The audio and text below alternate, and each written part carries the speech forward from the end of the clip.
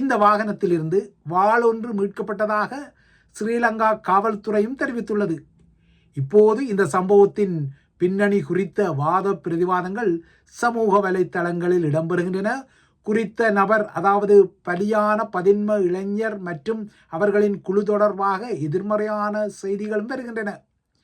இந்த சம்பவம் மாடுகளுடன் திருட்டுடன் சம்பந்தப்பட்ட ஒரு சம்பவம் என்ற அரசியல் புரசலான கதைகளும் அதே போல அதற்கு மறுதலையான கதைகளும் வந்தன. கொல்லப்பட்ட 11 வயது இளைஞரின் குடும்பமோ இந்த சம்பவம் நெல் அறுவடை தொடர்பான பணிகளுக்கு ஆட்களை ஏற்றிச் சென்ற போது இடம்பெற்ற சம்பவம் என குறிப்பிடுகின்றனர். ஆனால் வேறு சிலரோ இந்த சம்பவங்களின் பின்னணியை எதிர்மறையாக கூறுகின்றனர். இந்த வாகனத்தில் பயணிகளுக்குரிய இருக்கைகள் இல்லை என்பதால் இந்த வாகனம் மாட்டு களவுக்கு பயன்படுத்தப்பட்டதான அரசியல் புரசலான கதைகளும் முன்வைக்கப்படுகின்றன.